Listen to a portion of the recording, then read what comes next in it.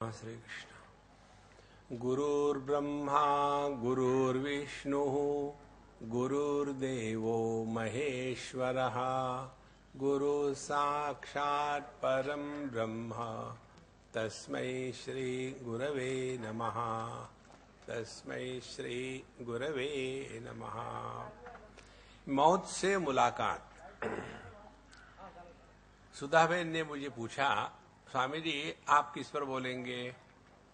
तो हमने कहा पिछले बार हम लोगों ने कठोपनिषद का प्रथम अध्याय पूरा किया था, अब दूसरा अध्याय करेंगे।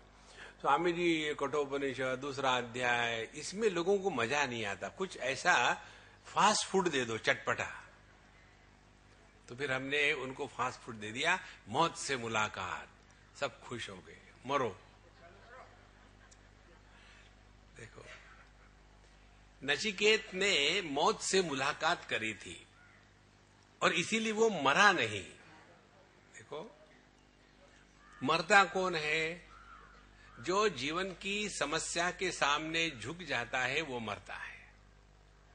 हमको जीवन की समस्या से युद्ध करना है। मां मनुस्मर युद्ध च। भगवान गीता में बताते हैं कि जीवन यह एक संघर्ष है, उसमें डर डर के नहीं जीना है। और यही बात नचिकेत के माध्यम से हमको बताई गई। जब उसके पिताजी ने उसको कहा कि मैं तुमको मृत्यु को देता हूं, तो वो डरा नहीं कि नहीं नहीं नहीं, नहीं पापा I am sorry I don't want to die, ऐसे कुछ नहीं कहा। वो जाकर के मृत्यु के सामने पहुंच गया। उसके पश्चात उसने 3 बातें करी। एक तो अपने माता पिता का भला सोचा, दूसरा समाज का भला करने के लिए व्यक्ति को विस्तार को प्राप्त होना है, जिसको कहते हैं स्वर्ग। स्वर्ग किसको कहते हैं? कि जहां 6 बातें नहीं है। स्वर्गे लोके न भयम किंचनास्ति न तत्र त्वं न जरया बिभेति उभे तीर्थवा अशनाया पिपासे शोकातिगो मोदते स्वर्गलोके। ये 6 बातें जहां नहीं है उसको स्वर्ग कहते हैं। तो जहां बुढ़ापा और मृत्यु का डर नहीं है, न भयम किंचनास्ति, जहां भूख और प्यास की परेशानी नहीं है, और जहां मोह और शोक का साम्राज्य नहीं है, ऐसे अनुभव को कहते हैं स्वर्ग। स्वर्ग कोई स्थान विशेष नहीं है। लोक शब्द का अर्थ अनुभूति है। लोक्यते इति लोकः। जैसे लायरों का एक लोक होता है, the world of lawyers. Bar association जो है ना, it's a world of lawyers. Lawyers और लॉयर्स, समथिंग लाइक दैट। देखो, उसी प्रकार से the world of doctors, the world of politicians. The world माने अनुभूति। तो यह स्वर्ग।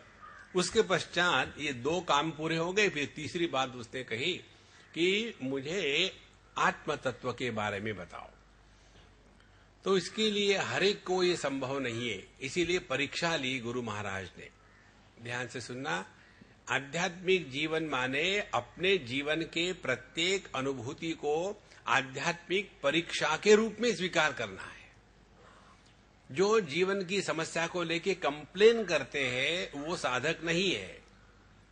जीवन की प्रत्येक अनुभूति, प्रत्येक घटना, प्रत्येक इंटरेक्शन, यह आध्यात्मिक परीक्षा होती है। और यदि हम परीक्षा में बैठेंगे तो कंप्लेन थोड़ी करेंगे कि ये बड़ा कठिन है। कठिन होता ही है, परीक्षा सिंपल थोड़ी होती है। इस प्रकार से उनकी परीक्षा ली गई। और अभी अम्मा ने जो बताया था श्लोक कि मुझे इस दुनिया की कोई चीजें आकर्षित नहीं कर सकती। श्वोभावा मर्त्यस्य यदंतकैतत् सर्वेन्द्रियाणाम जरयन्ति ते जहां अपि सर्वम जीवितम अल्पमेव तवैव वाहस्तव नृत्य गीते। हमारा इस जगत का कोई भी पदार्थ ले लो, श्वोभावा, वो नित्य निरंतर परिवर्तनशील है, वैसे के वैसे नहीं रहता।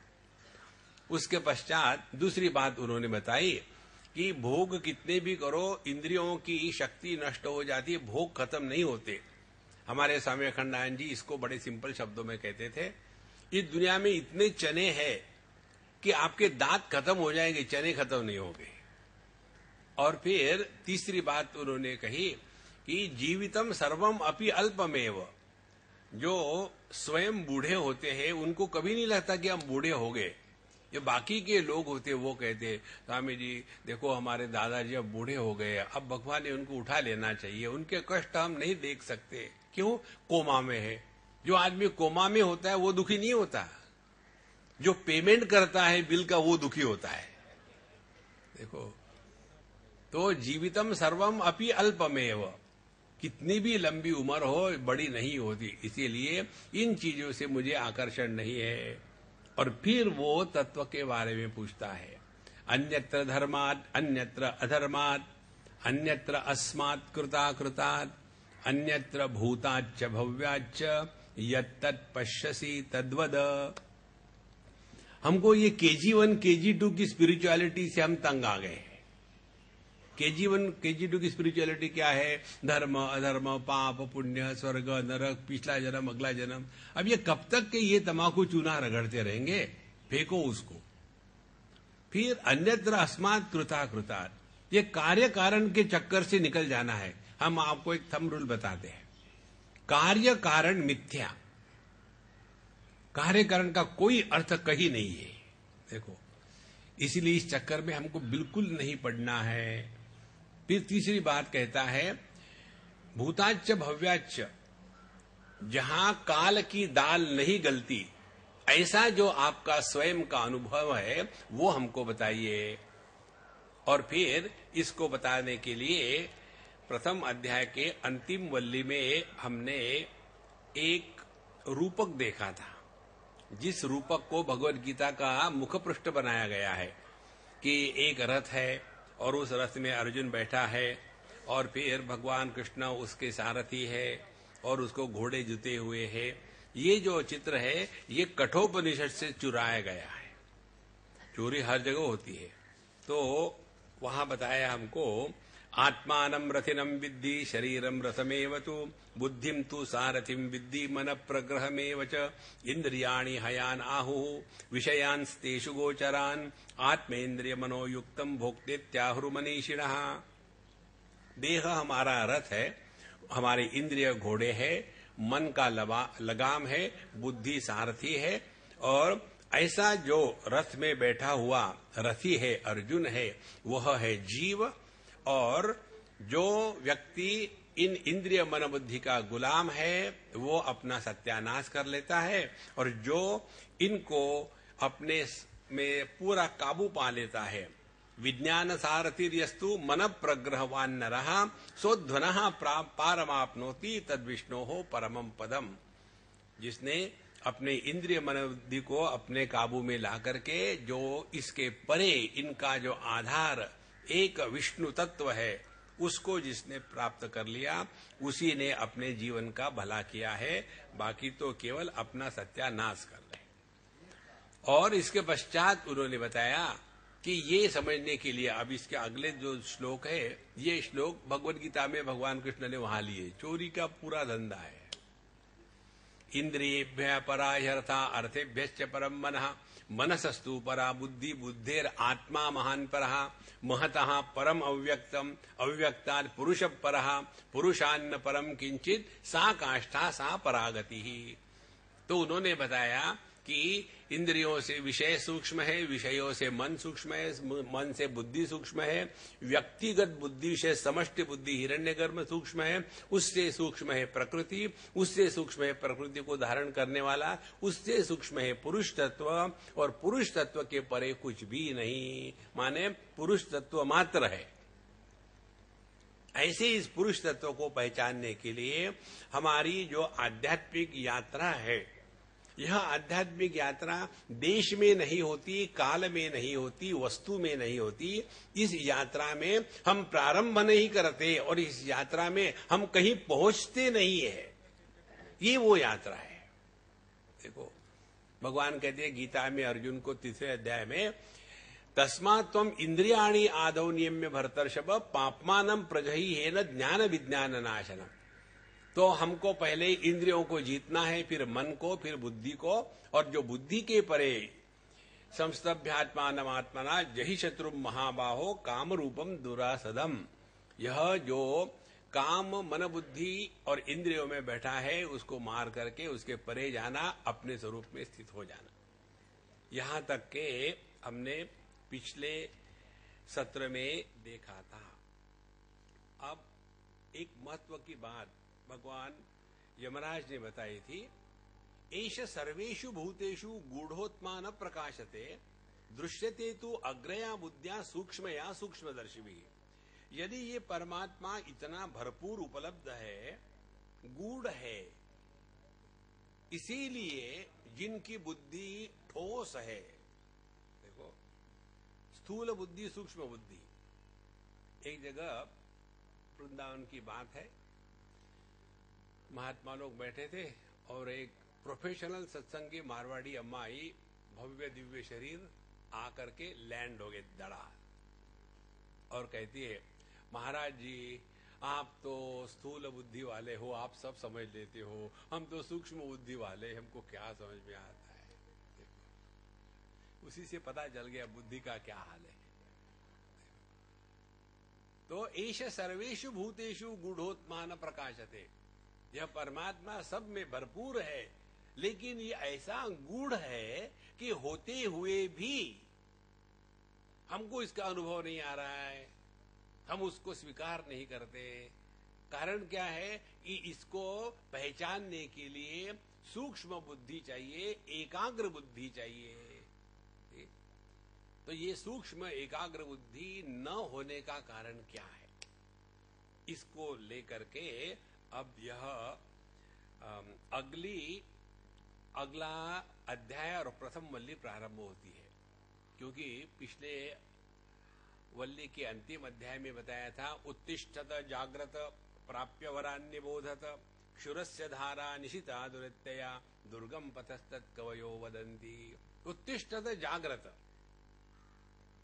नींद से उठने के लिए किसी को समस्या नहीं होती, समस्या होती है बिस्तर से उठने के लिए। नींद से तो आदमी अपने आप उठ जाता है, कोई जरूरत नहीं किसी काम की। इसीलिए उपनिषद में कहते हैं पहले उत्तिष्ठ, तो पहले बिस्तर से नीचे उतर जाओ और फिर जगो। क्योंकि हम लोग क्या करते, पहले जग जाते फिर बिस्तर से उतरते ही नहीं। उत्तिष्ठत जाग्रत और प्राप्य वरान्यबोधत, और वहां जो साधु संत श्रेष्ठ पुरुष है वहां जाकर के उनके पास जाओ। तद विज्ञानार्थम गुरुमेवा विगच्छेत समित पाणि श्रोत्रियम ब्रह्मनिष्ठम, श्रोत्रिय ब्रह्मनिष्ठ गुरु महाराज के पास जाओ और तत्व के बारे में जिज्ञासा प्रकट करो। हम लोग जिज्ञासा नहीं करते, हम लोग कंप्लेन करते हैं। देखो, एक सज्जन ने हमको पूछा, स्वामी जी हमारे मन में बहुत भयानक विचार आते। तो हमने कहा फिर that's your problem, is not my problem. तो क्या करूं, मन किसका है, आपका है। अब आप अपने मन को नहीं ठीक कर सकते, दूसरा कौन करेगा, आप अपना ढूंढो। I can do nothing for you. Complain करने वाले से कुछ नहीं होता, you find out the way and discover.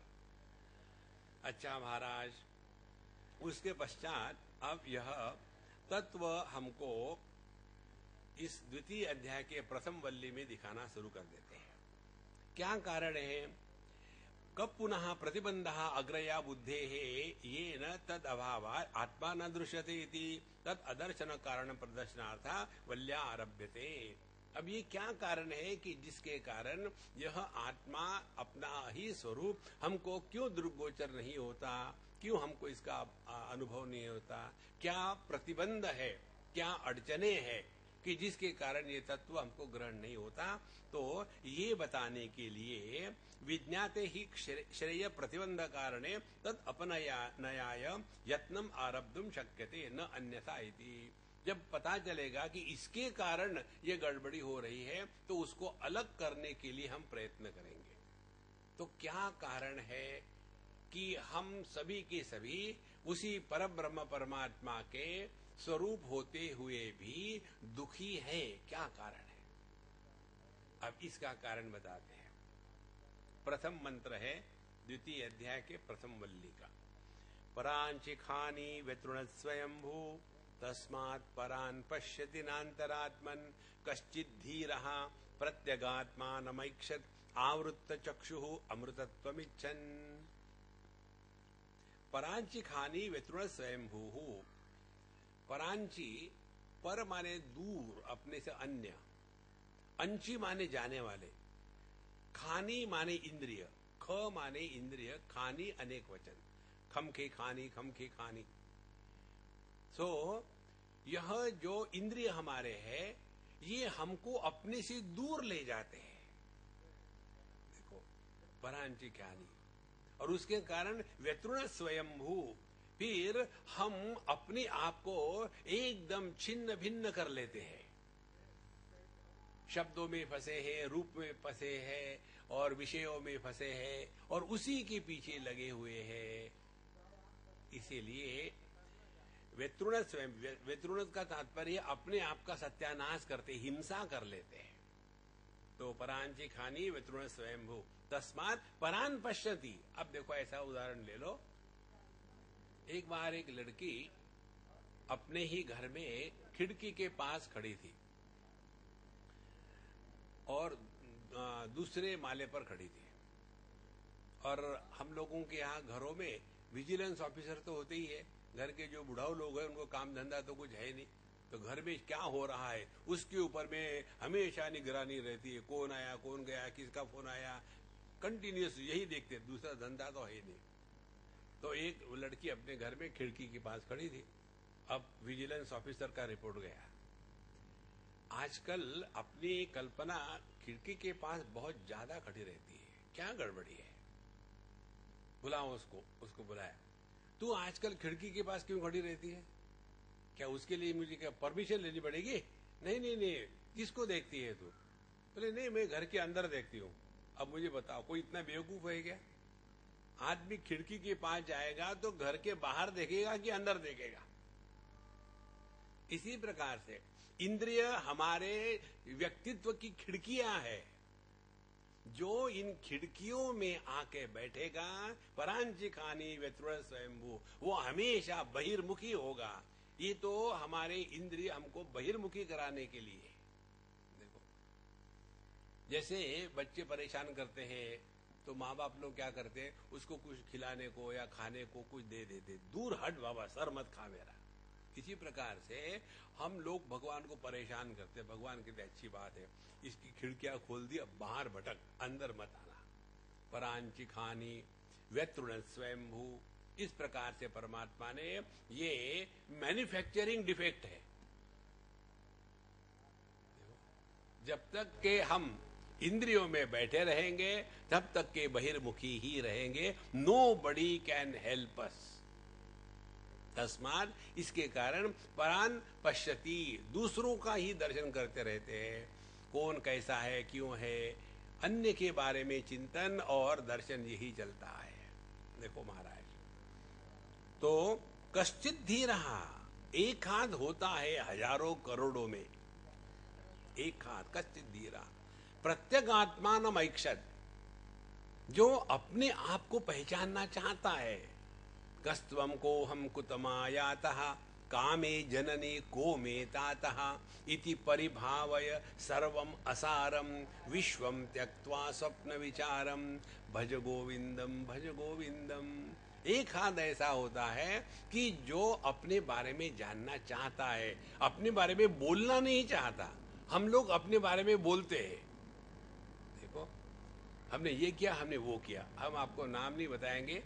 अभी हम हमारे लोनावाला में इंटरनेशनल योगा कॉन्फ्रेंस थी, और वहाँ एक कोई है सज्जन योगी महाराज, बहुत बड़ा उनका आश्रम वगैरह है अन्य देशों में, भारत की बात नहीं, बाहर के। और फिर उनसे बात हो गई, हा हा हू, फिर आके हमारे साथ बात कर रहे थे। और फिर स्वामी जी, आप जो बताते हैं वही मैं बताता हूँ, लेकिन आप अच्छी तरह से बताते, मैं बुरी तरह से बताता हूँ, तो मैं क्या करूँ? हमने कहा चोला बदल लो, और क्या है।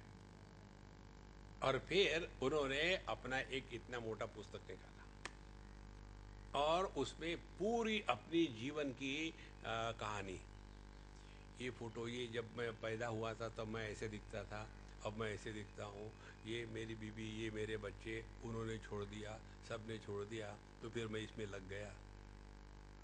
कंटिन्यूअसली टॉकिंग अबाउट आई आई आई। देखो, आध्यात्म क्षेत्र में प्रवेश करने के बाद अपने बारे में बोलना बंद। तस्मात् परान पश्यति। फिर हम एक व्यक्तित्व निर्माण कर लेते हैं कि मैं बड़ा ज्ञानी हूं, मैं बड़ा योगी हूं, मैं बड़ा ये हूं, मैंने ये किया, मैंने वो किया, और मेरे इतने शिष्य हैं। भगवान रामकृष्ण परमहंस कहते थे, जीवन में कभी भी गुरु मत बनना, हमेशा साधक बन के रहना है पूरे जीवन भर। गुरु बनने से व्यक्ति सीखने की प्रक्रिया बंद कर देता है। मुझे कौन सिखाएगा? देखो संतो, तो कश्चित धीरः प्रत्यगात्मानमैक्षर। एक हाथ समझदार साधक होता है कि जो अपने स्वरूप को पहचानना चाहता है, एक हाथ होता है। और प्रत्यगात्मानमैक्षर, अपने स्वरूप को पहचानना चाहता है, और इसीलिए क्या करता है? आवृत्त चक्षुः। अब उसने अपने बहिर्मुखत्व को बंद कर दिया। देखो, इस जगत में आप कहीं भी चले जाओ,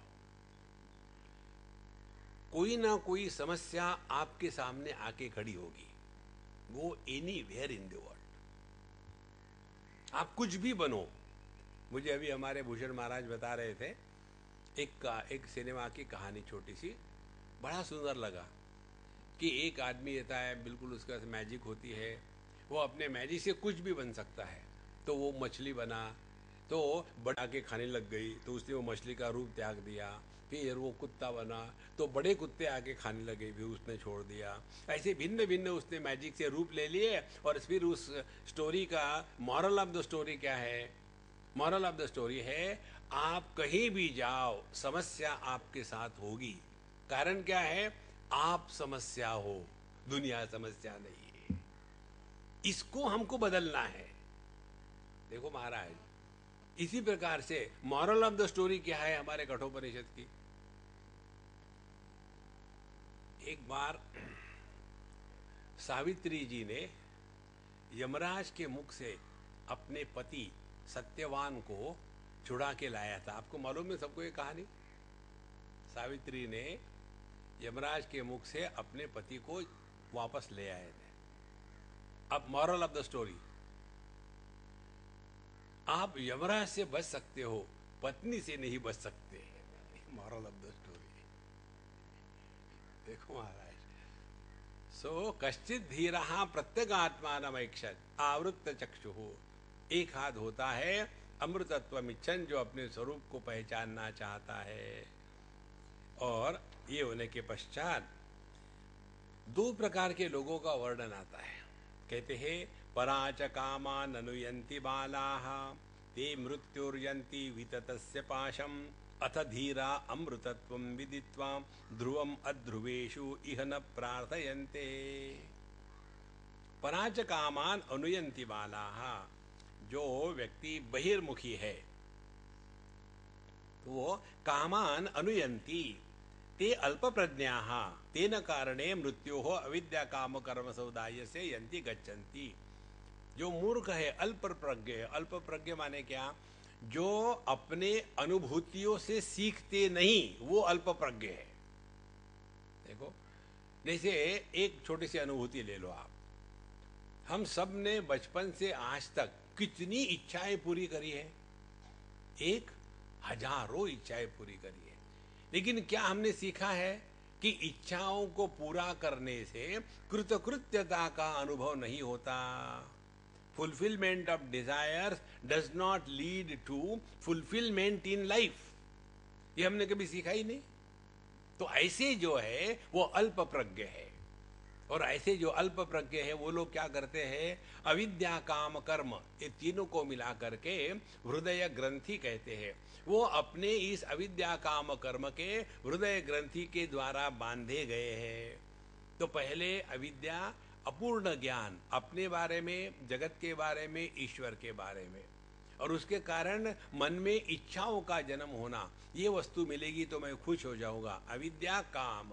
उसके बाद कर्म, एक बार इच्छा ने हम पर हमला बोल दिया तो व्यक्ति कर्म में लगा ही रहेगा। तो जब तक के अविद्या काम कर्म है तब तक के हमको शांति नहीं मिल सकती।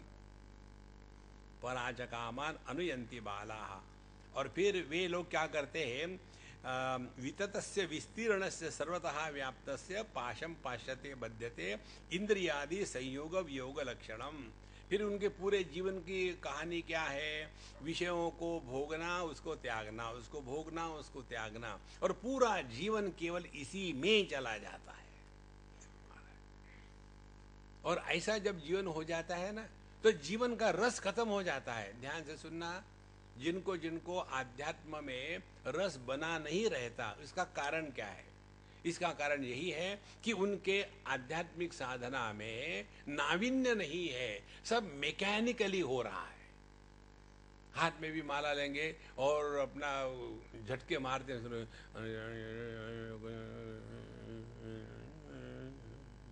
भगवान भी कंफ्यूज हो रहे, सब खड़े, तुमको बुला रहा है क्या? नहीं, मुझे नहीं बुला रहा। तुमको बुला रहा है क्या? मुझे भी नहीं बुला रहा।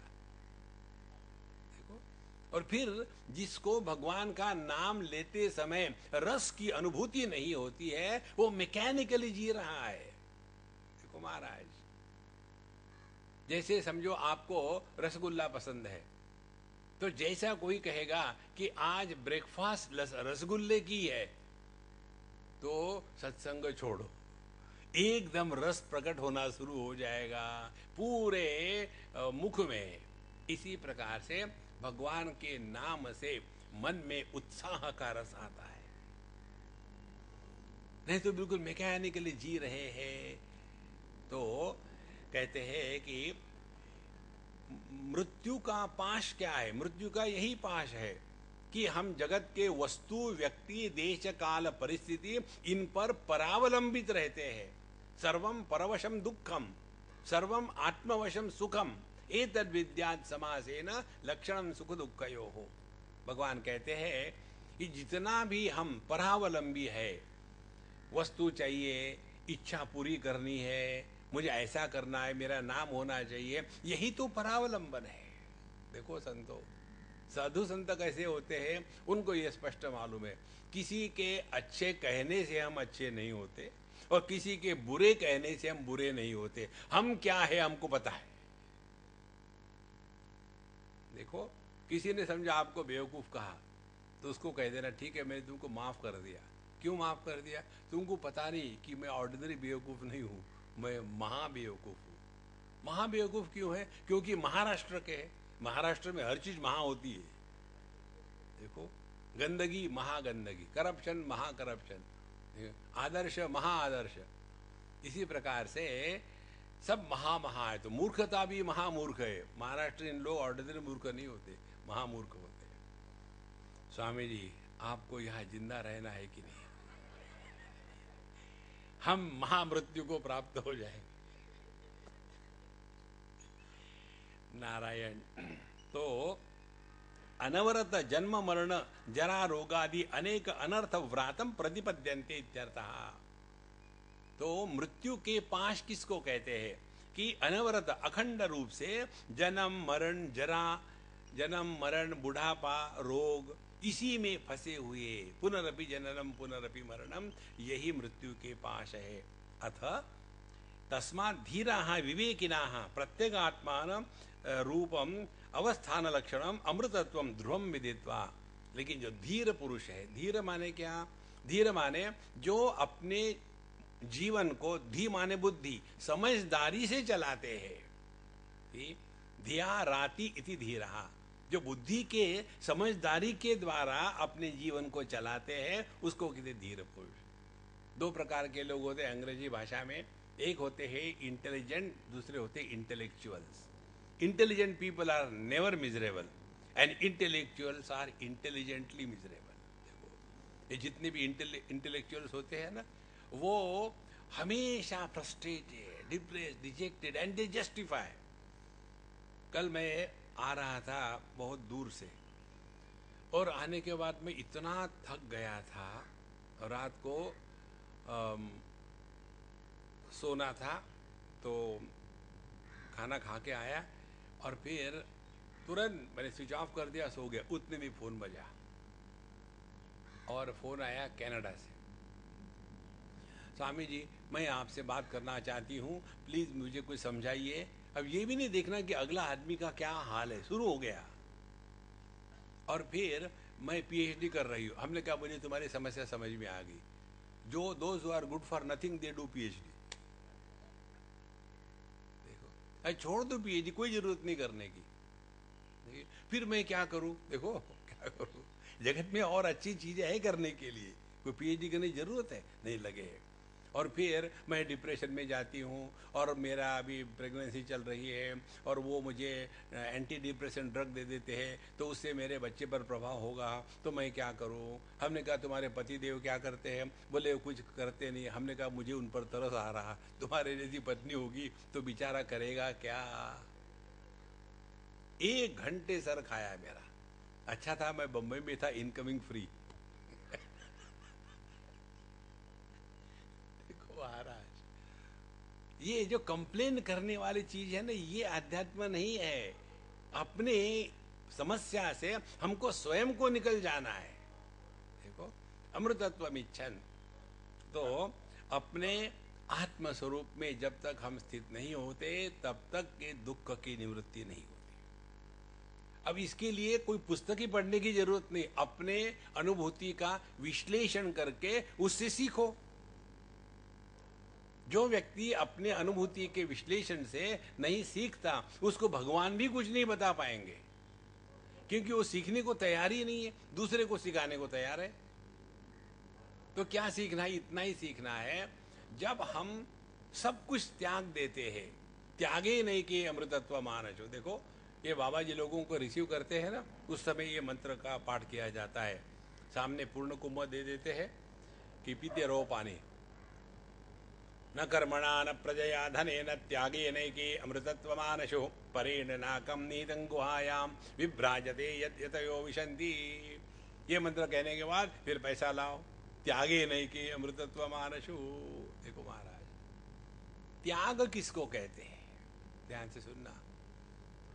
किसी भी वस्तु में जो हमारी ममता बुद्धि है, उसका हमको त्याग कर देना है। देखो, और जिसका जिसका हम त्याग कर देते, वही हमको सुख का कारण है, और ये हम सब जानते हैं। इसीलिए जब गहरी नींद में प्रवेश होता है तो क्या होता है? ध्यान से सुनना। गहरी नींद, इस अनुभूति को प्राप्त करने के लिए क्या आप देश में प्रवास करते हो, या काल में प्रवास करते हो, या वस्तु में प्रवास करते हो, और क्या प्रवास करने वाला रहता है? यह जो यात्रा है, जागृत अवस्था से सुषुप्ति अवस्था की यात्रा, ऐसी ही यात्रा ये जीव भाव से परमात्मा भाव में जाने की यात्रा है। देखो संतो, लेकिन हमको यही कितना टाइम लगेगा, और कहाँ जाएगी, वहां कैसा होगा, स्वर्ग में कैसा है, सब ठीक ठाक है क्या है? नहीं, वहां भी झोपड़पट्टी है। देखो संतो, इसीलिए अमृतत्व इच्छन, अपना स्वरूप ही अल्टीमेट है। इसीलिए गहरी नींद में हम जाते हैं, माने क्या करते हैं, धीरे धीरे एक एक का त्याग करना शुरू कर देते हैं। जितनी धन दौलत है, अचीवमेंट है, फेल्यूर से सबको त्याग दिया दे दे। आखिरी में केवल एक जप चलता है, ओम नमः शिवाय के जैसा, I want sleep, I want sleep, I want sleep. और जब तक ये जप चालू है तब तक ये नींद नहीं आई। और जब आई और वॉन्ट, इन दोनों का भी त्याग हो जाता है, त्यागे नहीं के, इन दोनों का भी त्याग हो जाता है, तो उसके बाद सत्संग में भी नींद प्रारंभ हो जाती है। इसको कहते असली त्याग। इसीलिए जो लोग आकर के सत्संग में सोते हैं ना, उनके प्रति हमारे मन में बहुत आदर है। बाकी तो परेशान हो रहे समझने के लिए, हाँ आगे क्या आगे क्या, वो तो तुम बोलते रहो, सानू की फर्क पैदा, खटार हो गया। देखो संतो, इसीलिए कश्चित धीरः प्रत्यगात्मानं तदेवं भूतम कूटस्थम अविचाल्यम अमृतम विदित्वा। तो उनको पता है कि असली अपना स्वरूप वही अमृत है, बाकी सब चला चली का खेला। इसलिए संसारे अनर्थ प्राप्ते न प्रार्थयन्ते, इसीलिए संसार के जो अनर्थ प्राय वस्तु व्यक्ति है उनको नहीं चाहते हैं। किंचित अपि प्रत्यगात्मानं दर्शन प्रतिकूलत्वात्, कारण क्या है कि जितना हम बहिर्मुखी होंगे उतना हम अंतर्मुखी नहीं हो सकते। देखो महाराज, अभी तक हम 35 मिनट बोल रहे हैं। अब 35 मिनट में आप लोग कितने मिनट सुने हो? मनीराम कहां कहां भटक के आया, देखो। तो ऐसा जिसका मन इंद्रिय बुद्धि हमेशा दुनिया में भटक रही है, वो क्या आत्म तत्व का दर्शन करेगा? इसीलिए निकला क्या, पुत्र वित्र लोकेश्वरेभ्याम वित्तिष्ठति एव इत्यर्थः। तो हमको अपने स्वरूप का दर्शन न होने का कारण क्या है? एष सर्वेषु भूतेषु गूढ़ोत्मा न प्रकाशते। कारण क्या है? कारण बताते हैं, पुत्रेषणा, वित्तेषणा, लोकेषणा, ये 3 एरियाज में हम भटक रहे हैं। एक तो पुत्रेषणा, जब तक के पुत्र प्राप्त नहीं होगा हमको अन्य लोक में गति नहीं है। देखो, ये पता नहीं कहां से गलत बातें आ गई है। यदि पुत्र नहीं होगा तो हमारा श्राद्ध कौन करेगा? तो ज्यादा पुत्र पैदा करो तो क्या होगा? जिंदा जी श्राद्ध कर देंगे तुम्हारा। एक पुत्र होगा तो मरने के बाद, ज्यादा होगे तो जिंदा है तभी कर देंगे श्राद्ध।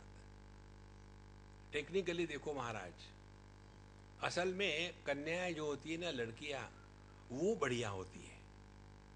हमारे गणित अलग है। जो अति भाग्यवान होते हैं उनको बच्चे होते नहीं, खल्लास, झंझटी नहीं। अपना मस्त रहो, खाओ पियो, टाइम पास करो और दुनिया से निकल जाओ। जैसे आकाश में उड़ने वाले पक्षी अपने पद चिन्ह कहीं छोड़ते नहीं। कीचड़ में चलने वाले गाय भैंस वो कीचड़ में अपने पद चिन्ह छोड़ते हैं। तो जिनको भगवान ने पुत्र इत्यादि दिए नहीं है वो महाभाग्यवान है। अब उससे थोड़े कम भाग्यवान वो है जिनको केवल कन्याएं होती है। कारण क्या है? कन्याएं क्यों अच्छी होती है? इसलिए कि कन्याएं अपने माँ बाप का जितना ध्यान रखती है शादी के पहले, उतना लड़के लोग नहीं रखते।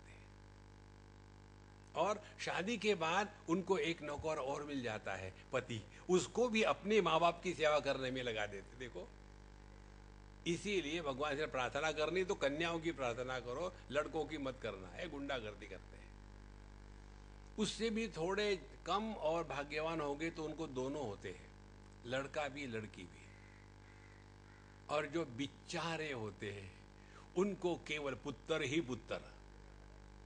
और इन पुत्रों के द्वारा आज तक कोई भी माँ बाप सुखी नहीं हुए।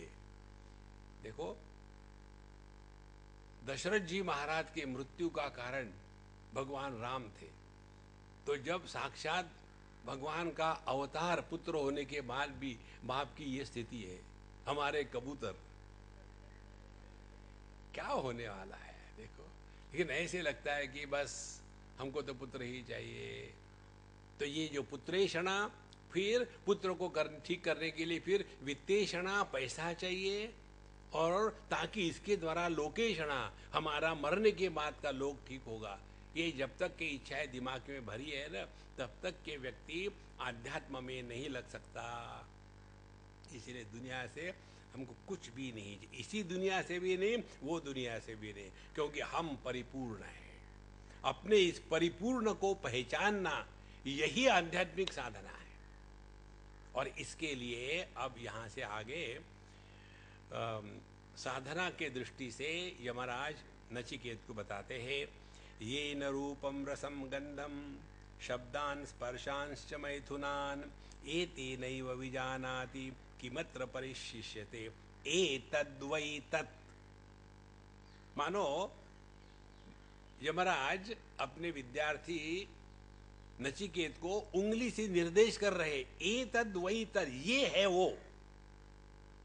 देखो,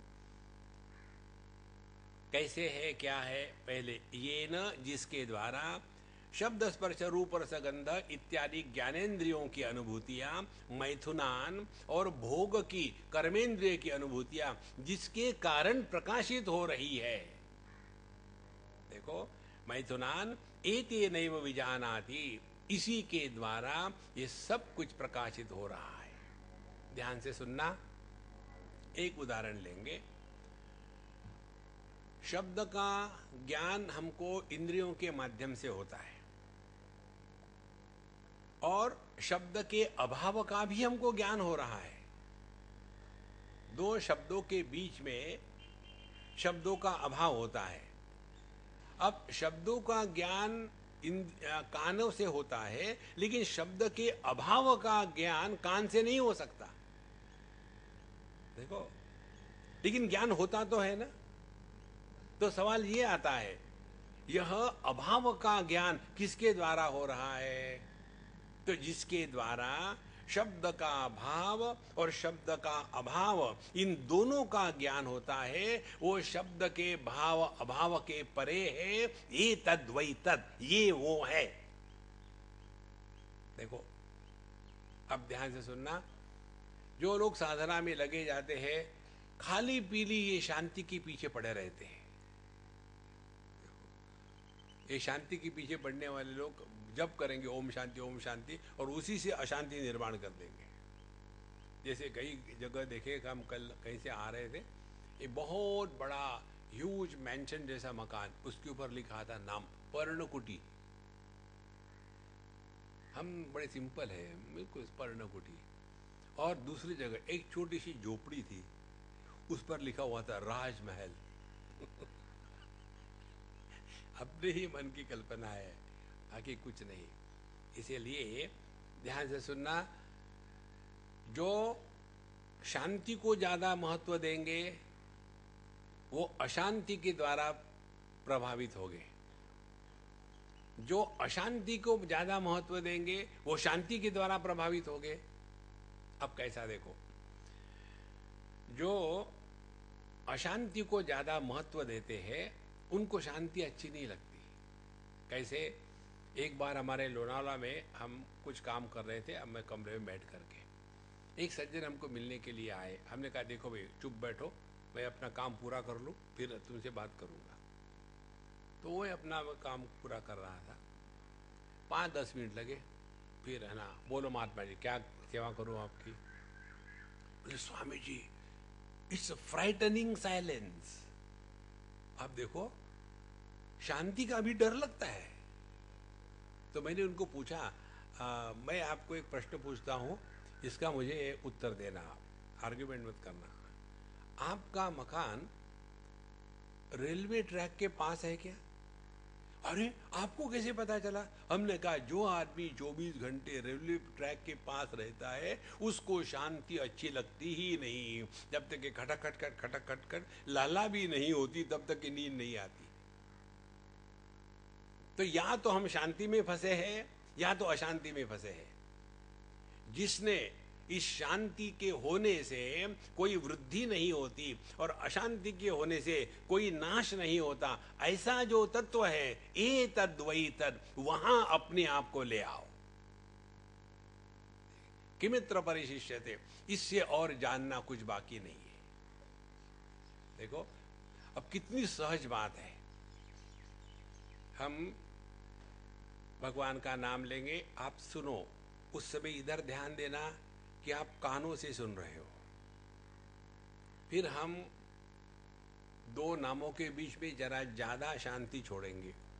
उस समय देखो आप किससे वह शांति को सुन रहे हो, और फिर तीसरे बार उसको पहचानो कि जो शब्द के प्रकाशन में भी था और शब्द के अभाव के प्रकाशन में भी था, और इसीलिए जो भाव और अभाव इन दोनों के परे है उसको ग्रहण करो। एतद्वैतद। श्री राम।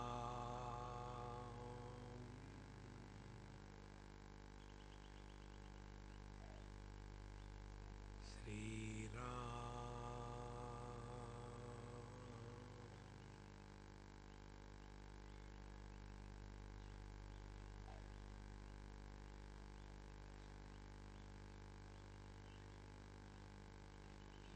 जो शब्द को प्रकाशित कर रहा था और जो शब्द के अभाव को प्रकाशित कर रहा है,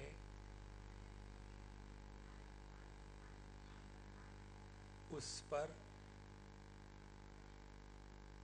शब्द का और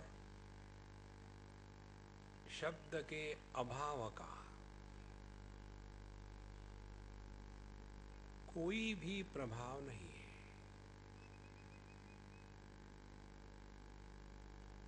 इसको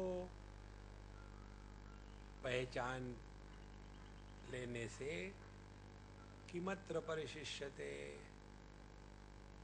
और कोई भी चीज जानने की बाकी नहीं रहती। शब्द आते हैं, जाते हैं, शांति होती है, भंग भी हो जाती है, लेकिन शब्द के भाव अभाव में जो ज्यों का त्यों बना है, एतद्वै तत्, यह वह है।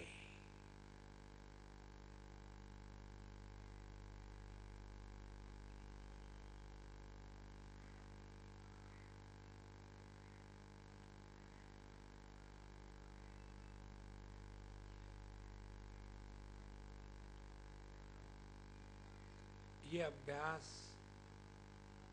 सूक्ष्मता से अपने घर हमेशा इसी में लगे रहो, इसी में लगे रहो, तो धीरे धीरे सब कुछ इतना सहज और क्लीन हो जाता है कि दुखेषु अनुद्विग्न मनाः, सुखेषु विगत स्पृहः, वीतराग भय क्रोधा स्थितधि मुनि उच्यते। तब जाकर के हमारी जो समझ है वो कभी करप्ट नहीं होगी। एतद्वै तत्। नहीं तो हमारी आध्यात्मिक साधना क्या होती है, केवल मैकेनिकली भगवान के सामने जाएंगे, ए भगवान kindly note down the list, बड़ी लंबी है, फटाफट जरा स्टेनो को बुलाओ, कर कर कर कर कर बता दिया, और फिर जा रहे हैं और फिर वापस आ गए। अब क्या हो गया, मैं एक भूल गया था। ये अध्यात्म नहीं है महाराज। अपने आप में वापस लौट के आना है। और देखो ना, यही तो बात हम रोज करते हैं, फिर भी इधर हमारा ध्यान नहीं जाता। सोते हैं माने क्या करते हैं? उपनिषद कहती है अहर अहर ब्रह्म गमयति। रोज हम अपने पास लौट आते हैं और यहां लौट आने के बाद फिर बैटरी चार्ज हो जाती है। जैसे रात को सोते समय हम अपने फोन को चार्जिंग में लगा देते तो दिन भर बकवास करने के लिए ठीक है। इसी प्रकार से रात को जब हम सोते हैं तो अपनी बैटरी चार्ज हो गई, फिर दिन भर झगड़ा करने के लिए तैयार, फिर बैटरी खत्म हो गई, फिर चार्जिंग के लिए लगा दिए, रात को सो गए। देखो, जैसे जैसे ये बात आपके हृदय में दृढ़ बैठेगी ना, आप जगत में से अपने आप निवृत्त हो जाओगे। कैसे निवृत्त हो गए? जैसे तेल पानी से निवृत्त रहता है। चाहे एक बर्तन में थोड़ा सा तेल हो और उसको डुबोने के लिए आपने पानी डाला तो तेल डूबेगा नहीं। कैसे नहीं डूबेगा? मैं और पानी डालता हूं, आप कितना भी पानी डालते जाओ, तेल नहीं डूबता।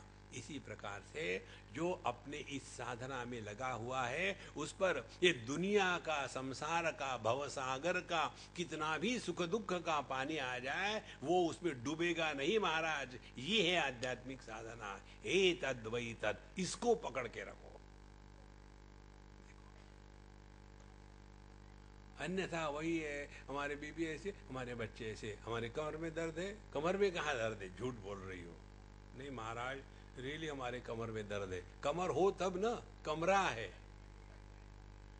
कमरे में तो दर्द होगा ही, कमर में दर्द नहीं होता। इस प्रकार से अब दूसरी और साधना की पद्धति बताते हैं। स्वप्नांतम जागरितांतम च उभौ येनानुपश्यति महांतम विभुमात्मानं मत्वा धीरो न शोचति। अब दूसरा एक्सपेरिमेंट है, दूसरा ध्यान है। दूसरी साधना है। और इस प्रकार से जब हम खाना खाते हैं तो केवल सैंडविच सैंडविच सैंडविच थोड़ी खाएंगे, हमको विस्तार से चाहिए, 56 भोग, तब खाने में मजा आता है। इसी प्रकार से रोज वही मेडिटेशन, हाँ जाके बैठो, हाँ बैठ लिया, सीधी पीठ की हड्डी सीधी करो, हड्डी है ही नहीं है, जो भी है सीधा करो। उसके बाद फिर प्राणायाम करो, हवा भरना शुरू कर दो। ये कोई मैकेनिकल ड्रिल है क्या अध्यात्म? देखो, हर एक अनुभूति में तत्व का प्राकट्य होता है, हर एक अनुभूति में। कोई प्रेम करने के लिए नियम होता है क्या? 6 से 7 बजे तक प्रेम करेंगे, फिर झगड़ा। इसी प्रकार से अपना स्वरूप का जो प्रेम है ना, ये 24/7 है। इसमें कोई काल का, देश का, परिस्थिति का बंधन नहीं है। केवल अत्यंत सावधान होकर के अपने स्वरूप में रहना है। इसीलिए दूसरा टेक्निक बताते हैं, स्वप्नांतम, स्वप्न में और स्वप्न के बाद, जागरितांतम, जागृत अवस्था में और जागृत अवस्था के बाद। तो स्वप्न की और जागृत अवस्था और उसके बाद, इसका अर्थ क्या हो गया?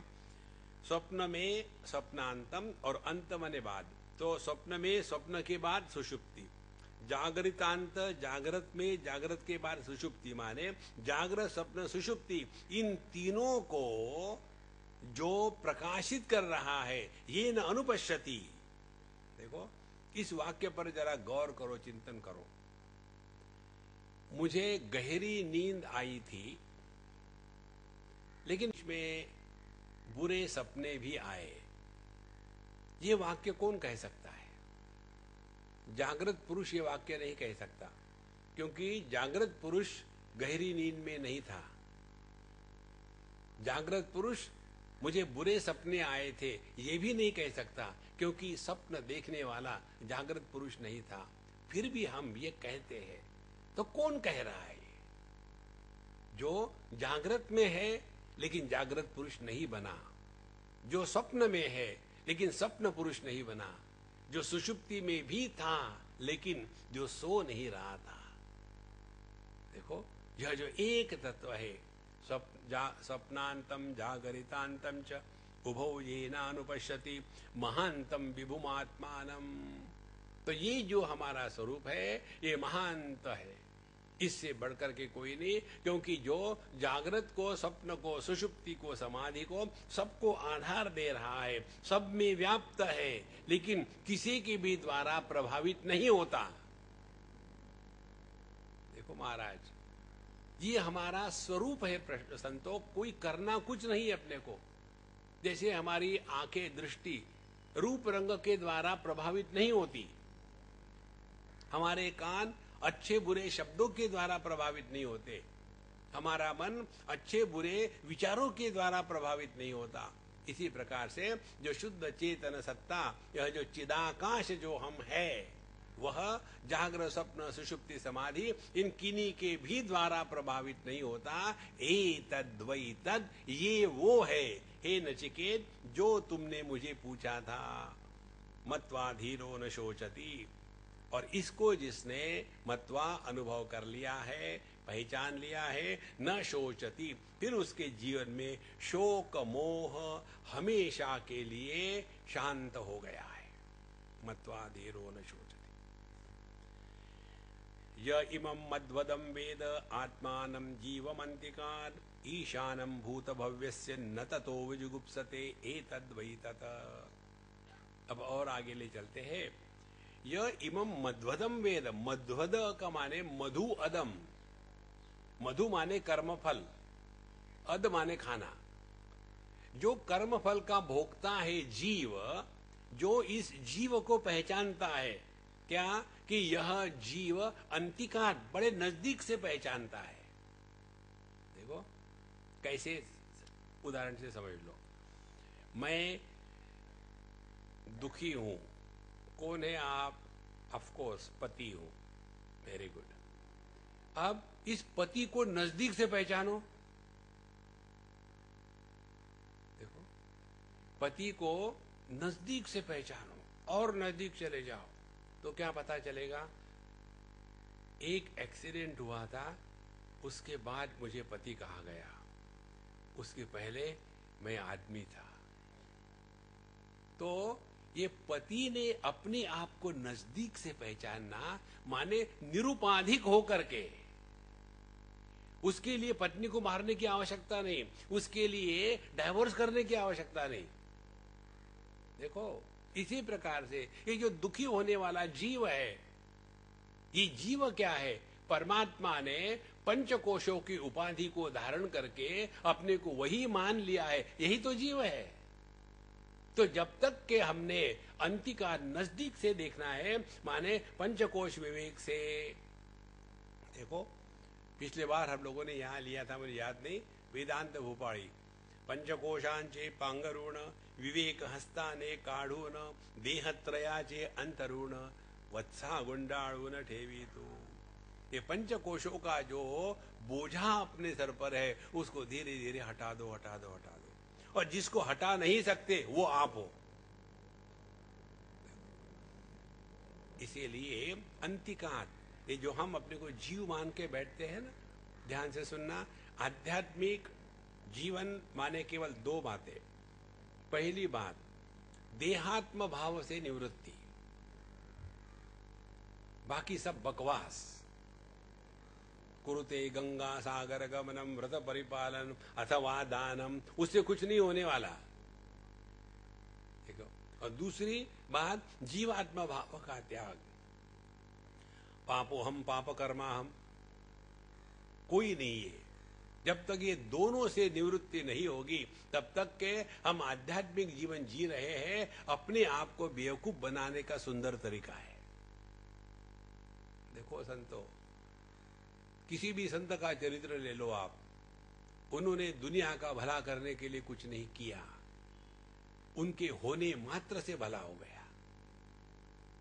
देखो जैसे गाय हम रखते दूध के लिए, गोबर और गोमूत्र फ्री आ जाता है। एक बार हम कहीं जा रहे थे कार से, एक हमारे साथ बुढ़ाऊ अम्मा थी, तो किसी कारण से गाड़ी हमारी रुक गई। तो वहां एक गाय का फार्म था, अंग्रेजी गाय का, गवर्नमेंट का होगा। हमने कहा चलो जब तक ये ठीक करता है टायर, हम जरा घूम के आते हैं। वहां गए, हम बात करी इधर उधर की, तो ये अम्मा ने देखा गाय है, फटाफट से दौड़ के गई कार में, बिस्लरी की बोतल का पानी फेंक दिया, 15 रुपए गायब, और फिर वो लेके आई। बोले स्वामी जी मुझे गोमूत्र लेना था, मुझे कुछ पूजा करनी है। हमने कहा बाप रे, अभी पूरे कार में गोमूत्र की बदबू आती रहेगी। तो मैंने उनको कहा कि अम्मा आपको गोमूत्र चाहिए ना, बहुत अच्छी बात है, लेकिन मालूम है ये क्या है? ये गाय नहीं है, ये कऊ है। अंग्रेजी कऊ होती है, अंग्रेजी गाय थोड़ी होती। फिर ये गोमूत्र नहीं होगा, ये यूरिन होगा। हाँ बिल्कुल, और खत्म। नहीं तो पूरा गोमूत्र साथ में चले जाता है। इस चक्कर में मत पड़ना।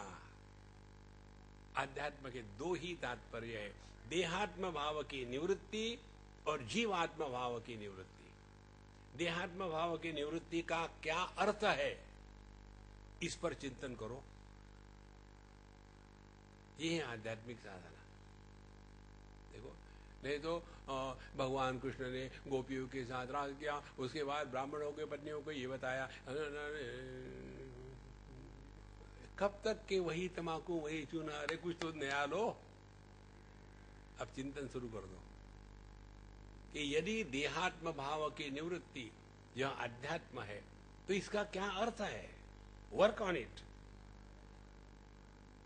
तब पता चलेगा। देहात्म भाव जब है तभी तक ये जागृत अवस्था सत्य है। स्वकाले सत्यवद भाति प्रबोधे सति असत भवेद। जैसे सपना हम सबको जागृत अवस्था के जैसे ही ठोस लगता है जब सपना जारी रहता है, तब सपने से जगने के बाद हम बड़े शेर हो जाते हैं कि वो सपना था।